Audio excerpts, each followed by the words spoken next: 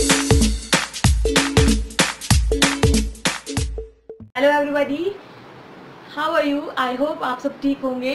Today I will discuss of criminal misappropriation of property. Means होती है संपत्ति का आपराधिक दुर्विनियोग। यहाँ पर अगर आप एपीओ का एग्जाम दे रहे हैं या फिर आप पीसीएसजे के लिए प्रिपरेशन कर रहे हैं या फिर एंट्रेंस एग्जाम के लिए प्रिपरेशन कर रहे हैं, तो उन सारे एग्जाम में से इस टॉपिक में से क्वेश्चन जो है जरूर पूछे जाते हैं। तो यहाँ हम लोग एक एक एग्जाम्पल एंड एक एक केस लॉ के थ्रू हम लोग इस जो टॉपिक है उसको हम लोग कवर करेंगे। यहाँ पर क्या चीज होती है? संपत्ति का आपराधिक दुर्विनियोग। संपत्ति का बेईमानी से, कौन सी संपत्ति? मूवेबल प्रॉपर्टी का बेईमानी से दुर्विनियोग करना ही आपका मिसएप्रोप्रिएशन ऑफ प्रॉपर्टी कहलाती है। या फिर किसी भी संपत्ति को आपने क्या किया, अपने यूज के लिए उसे कन्वर्ट कर लेते हैं, तो ये आपका हो जाएगा संपत्ति का बेईमानी से दुर्विनियोग करना। अब यहाँ पर चलते हैं हम लोग इसके डेफिनेशन की तरफ कि अगर हम लोग किसी की संपत्ति का मिसएप्रोप्रिएशन करेंगे तो इसके लिए हमें कितना पनिशमेंट मिलेगा, तो हम लोग आगे डिस्कशन करेंगे एंड एग्जाम्पल भी मैं डिस्कशन करूंगी। यहाँ पर इंपॉर्टेंट केसेस भी लिखी हूँ, तो आगे हम लोग डिस्कशन करेंगे। तो सबसे पहले हम लोग इसके डेफिनेशन समझ लेते हैं। डिसऑनेस्ट मिसएप्रोप्रिएशन ऑफ प्रॉपर्टी, बेईमानी से संपत्ति का दुर्विनियोग। Okay, whoever dishonestly misappropriation or convert to his own use my movable property shall be punished with imprisonment of either description for a term which any extend to 2 years or with fine or with both। यहाँ पर बहुत चीजें important चीज दी गई है, तो यहाँ पर हम लोग अंडरलाइन कर लेते हैं। जैसे कि दो चीज यहाँ पर इंपॉर्टेंट है। मूवेबल प्रॉपर्टी, मूवेबल प्रॉपर्टी का डिसऑनेस्टली, बेईमानी से दुर्विनियोग करना ही आपराधिक दुर्विनियोग कहलाता है। या फिर किसी भी संपत्ति को क्या करते हैं आप, कन्वर्ट कर लेते हैं, कन्वर्ट कर लेते हैं, तो ये भी आपका मिसएप्रोप्रिएशन कहलाता है। इसके लिए क्या चीज पनिशमेंट का प्रावधान है? अगर आप दोषी पाए जाते हैं तो 2 year with fine and with both भी आपको हो सकता है। तो यहाँ पर हम लोग जो इलस्ट्रेशन दी हुई है, एक यूजर के द्वारा मुझे पूछा गया था कि मैम इलस्ट्रेशन क्या होता है, एक्सप्लेनेशन क्या होता है? तो इलस्ट्रेशन मीन्स होती है दृष्टांत। मीन्स दृष्टांत मीन्स होता है कि जैसे फॉर एग्जाम्पल या दृष्टि से, तो ये आपका इलस्ट्रेशन हो जाता है। एंड एक्सप्लेनेशन मीन्स होती है स्पष्टीकरण, कि स्पष्टीकरण मीन्स कि इसको इस तरीके से स्पष्ट किया जा सकता है। Okay, and with case law भी क्या पूछा जा रहा था कि जैसे कि कोई भी केस जो है सुप्रीम कोर्ट, हाई कोर्ट में चला जाता है, तो वो क्या हो जाता है, केस लॉ बन जाते हैं, ताकि उसी के बिहाफ पर हम लोग के साथ भी ऐसी घटना होती है तो उसी के बिहाफ पर हम लोग जो है केस को लड़ सकते हैं। अब हम लोग चलते हैं इलस्ट्रेशन की तरफ, दृष्टांत की तरफ। इसको हम लोग फॉर एग्जाम्पल भी कह सकते हैं कि इसके द्वारा हम लोग क्या होता है कि कोई भी जो टॉपिक है वो समझ में आता है। यहाँ पर चलते हैं कि ए जो है, ये सब क्वेश्चन जो है पूछा गया है, ये भी क्वेश्चन बीएचयू एंट्रेंस एग्जाम में पूछे गए हैं। एंड आगे मैं डिस्कस करूंगी कि यहाँ पे भी ये भी क्वेश्चन जो है पूछा गया है, ये भी क्वेश्चन पूछा गया है। तो हम लोग जो है एक एक करके यहाँ पर डिस्कशन करेंगे, और ये सब एपीओ, पीसीएसजे वगैरह में पूछे जा चुके हैं क्वेश्चन। तो ऐसे ऐसे क्वेश्चन को मैं एग्जाम्पल के थ्रू डिस्कशन कराती हूँ ताकि आपको कंफर्टेबल हो समझने में। तो यहाँ पर ए जो है क्या करता है, बी की लाइब्रेरी रहती है, बी की लाइब्रेरी रहती है। ए क्या करता है, जब भी जाता है बी की लाइब्रेरी से बुक उठा के पढ़ने के लिए यूज करता है। तो जब बुक उठा के पढ़ने के लिए यूज करता है, वो आपकी चोरी नहीं होगी, वो आपका मिसएप्रोप्रिएशन नहीं होगा। लेकिन अब क्या करता है, ए जो क्या करता है, बी की लाइब्रेरी से इम्प्लाइड कंसेंट के बिना, विवक्षित सम्मति के बिना क्या करता है कि एक बुक को उठा लेता है, और बुक उठाने के बाद उसको वो बुक इतनी पसंद आ जाती है कि वो सोचता है कि ऐसी बुक जो है मुझे दोबारा नहीं मिलेगी, और वो क्या करता है कि उस बुक को वो क्या करता है कि यूज कर लेता है, या फिर कह सकते हैं कि उस बुक को क्या करता है कि बाजार में जो है दुगने दाम पर बेच देता है। तो यहाँ पर ये क्या हुआ, संपत्ति का, किसी भी मूवेबल प्रॉपर्टी का क्या हुआ, बेईमानी से क्या किया आपने, मिसएप्रोप्रिएशन किए। तो आप क्या होंगे, आप जो है 403 सेक्शन 403 बता रही हूँ, यहाँ पर मैंने नोट आउट की हूँ। सेक्शन 403 के अंतर्गत जो है आप जो है पनिशेबल होंगे। मिस एप्रोप्रिएशन ऑफ प्रॉपर्टी किया आपने, dishonest miss appropriation of property किया तो आप जो है पनिशेबल होंगे। एंड सेकेंड जो है, सेकेंड हम लोग एग्जाम्पल की बात करते हैं, ए और बी ज्वाइंट ओनर रहते हैं, joint owner of a horse. यहाँ पर हॉर्स मैंने बनाई हूँ, घोड़ा मैंने बनाई हूँ, आप देख के हंसीएगा मत कि मैम आपने कैसा घोड़ा बनाया है। तो यहाँ पर ये जो ए और बी जो क्या है कि एक घोड़े के जो ज्वाइंट ओनर रहते हैं। जैसे कि क्या होती है कि एक और एग्जांपल ले सकते हैं हम लोग कि बहुत महंगी कार रहती है, तो आप लोग जैसे कुछ फ्रेंड्स होते हैं, आप सोचते हैं कि 5 लाख रुपए तुम लगा दो, 5 लाख रुपए हम लगा देते हैं और हम लोग दोनों इस कार के ओनर रहेंगे और 10 लाख रुपए में हम लोग जो है एक 4 व्हीलर गाड़ी हम लोग खरीदते हैं और तुम भी यूज करना, हम भी यूज करेंगे। अब यहाँ पे क्या होता है कि एक बंदा जो है क्या करता है कि वो गाड़ी लेके फुर्र का फरार हो जाता है, और क्या होता है कि जो 5 लाख रुपए एक और बंदा लगाया था वो देखते के देखते रह जाता है। तो यहाँ पर जो एक और बंदे ने जिसने गाड़ी लेके फुर हुआ था वो क्या हुआ, वो क्या किया, मिस एप्रोप्रिएशन ऑफ प्रॉपर्टी किया, संपत्ति का बेईमानी से दुर्विनियोग किया। तो यहाँ पर इसी प्रकार इस जो एग्जाम्पल है उसमें भी यही चीज कहा गया है कि ए और बी जो है घोड़े के ज्वाइंट ओनर रहते हैं। इसमें क्या करता है, बी जो क्या करता है, अगर दोनों जो है आपस में यूज कर रहे हैं इस घोड़े का और उसकी जो प्रॉपर्टी जो मिल रही है, जो भी आपका इनकम हो रहा है, तो दोनों क्या है आपस में बांट रहे हैं तो ठीक है। लेकिन बी क्या करता है, एक समय ऐसा आता है कि इस हॉर्स को लेके फरार हो जाता है। तो यहाँ पर बी के द्वारा क्या किया गया, बी के द्वारा क्या किया गया, मिस एप्रोप्रिएशन ऑफ प्रॉपर्टी की गई, संपत्ति का आपराधिक दुर्विनियोग किया गया। यहाँ आपने समझ लिया इलस्ट्रेशन को। अब हम लोग चलते हैं केसेस की तरफ, हम लोग बढ़ते हैं। केस है हमारा Phool Chandra Dubey 1929-52 Allahabad 200 case, 200 page number.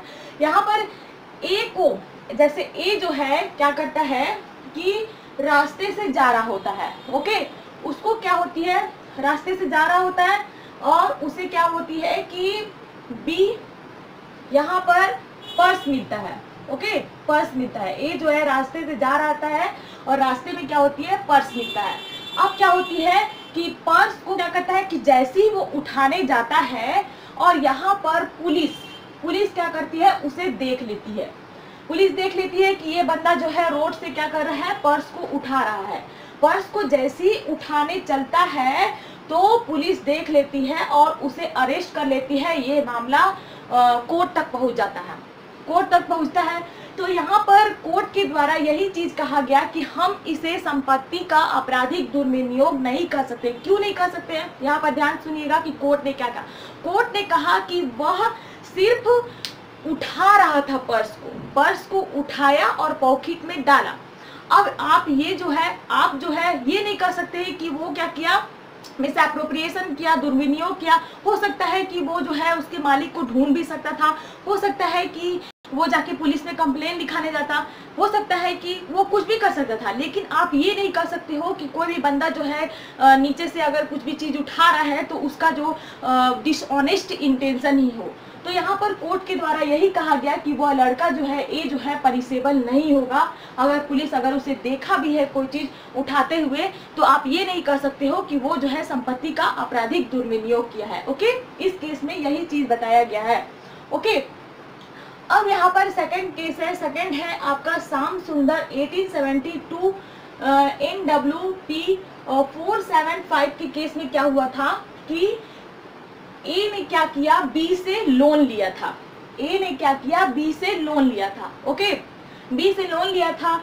एक वक्त आता है और ए जो क्या करता है कि बी का सारा लोन जो है चुकता कर देता है। मीन्स की जो भी 5 लाख रुपीज लोन लिया होगा, बी के जो लोन है 5 लाख रुपीज उसको चुकता कर देता है। अब जब उसे चुकता कर देता है तो इसके बाद क्या होती है कि बी जो है अपना लोन ले लेता है, सारा पैसा ले लेता है इंटरेस्ट सहित। इसके बाद क्या करता है, ए जो है भूल जाता है कि जैसे कोई बड़े बड़े बिजनेसमैन होते हैं, वो लोग को याद नहीं रहता है कहाँ से मैंने लोन लिया, कहाँ मैंने दिया। तो ए को याद नहीं था कि मैंने जो है बी को लोन जो है चुकता कर दिया है। लोन जो है सारे जितने भी लोन थे उसको मैंने इंटरेस्ट सहित चुका दिया है।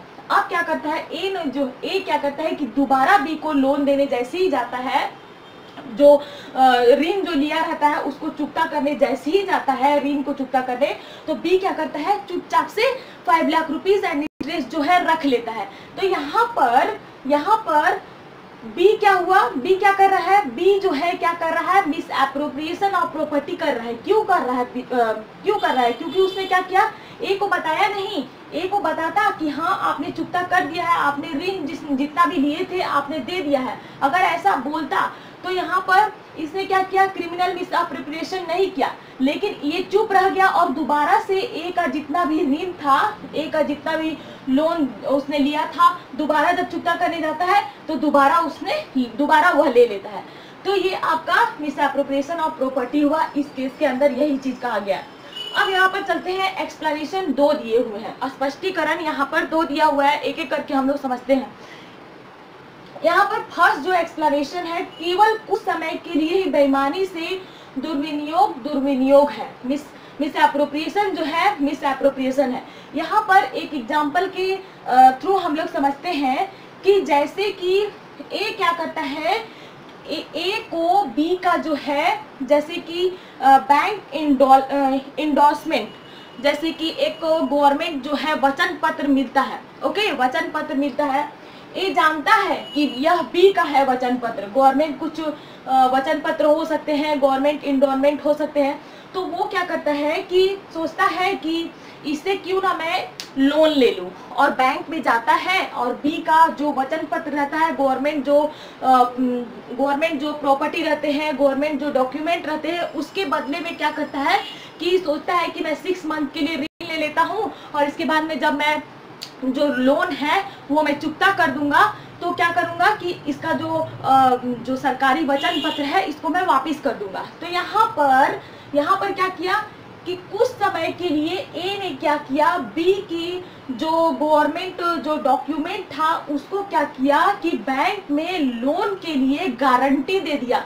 तो यहाँ पर क्या कर रहा है, कुछ समय के लिए कर रहा है, मीन्स कि कुछ समय के लिए 6 मंथ के बाद अगर मैं सारे इंटरेस्ट को पूरा कर दूंगा, सारे जो लोन है उसको चुकता कर दूंगा, तो मैं उस वचन पत्र को बी को वापस कर दूंगा, गवर्नमेंट जो डॉक्यूमेंट है उसको वापस कर दूंगा। यहाँ पर क्या हुआ कि आपने कुछ समय के लिए भी, यहाँ पर देखिए एक्सप्लेनेशन में यही चीज कहा गया, केवल अगर कुछ समय के लिए भी आप अगर बेईमानी से दुर्विनियोग करते हैं तो ये आपका दुर्विनियोग ही होगा। ओके, ये आपने इस एग्जाम्पल के थ्रू आपने समझ लिया। आप अगर इस तरीके का अगर क्वेश्चन आएगा कि कुछ समय के लिए अगर कोई भी व्यक्ति लेता है फिर वापस दे देता है तो क्या वो इनोसेंट होगा कि आपराधिक दुर्विनियोग का अपराधी होगा, तो यहाँ पर आप जो है आपराधिक दुर्विनियोग को टिक लगाएंगे, क्योंकि ये जो है एक्सप्लेनेशन में यही चीज कहा गया है। ओके, अब हम लोग सेकंड एक्सप्लेनेशन समझते हैं कि जिस व्यक्ति को ऐसी संपत्ति पड़ी मिल जाती है जो अन्य व्यक्ति के कब्जे में है, वह उसे ले लेता है, बट वह ना तो बेईमानी से लेता है और न ही बेईमानी से दुर्विनियोग करता है, तो किस अपराध का, वह जो है किसी भी अपराध का दोषी नहीं है। इसको हम लोग एक एग्जाम्पल से समझते हैं। जैसे कि ए जो है रास्ते से जा रहा था, 100 रुपीज पड़े हुए मिलती है, रास्ते पर 100 रुपीज मिलती है, और क्या करता है कि 100 रुपीज जो है उठा लेता है 100 रुपीज। अब 100 रुपीज में किसी का नाम थोड़ी लिखा रहता है कि वो किसका पैसा है। किसी को भी, जैसे कि आप ही कहीं मार्केट में जा रहे हैं और आपको क्या होती है कि आपको 500 रुपीज मिल जाती है, तो आप क्या करते हो, फटाक से उसको उठा लेते हो। अब आप थोड़ी ढूंढ सकते हो कि वो 500 रुपीज का ओनर कौन है। तो अब यहाँ पर कोई भी बंदा अगर सड़क के किनारे से अगर आपको देख लेता है कि ये बंदा जो है 500 रुपीज उठा रहा है और अपनी पॉकेट में रख रहा है, तो वो पुलिस में कंप्लेन कर सकता है, लेकिन आपको क्या होगा कि इस पनिशमेंट के लिए आपको दोषी नहीं करार दिया जाएगा, जैसे कि क्रिमिनल मिसअप्रोप्रिएशन ऑफ प्रॉपर्टी का दोषी नहीं कहा जाएगा, क्योंकि आपने क्या किया कि आपने गुड फेथ में उस पैसे को उठाया है और आपको पता नहीं है कि वो ओनर किसका है। ओके, तो आप जो है पनिशेबल नहीं होंगे। एक्सप्लेनेशन 2 यही कहता है।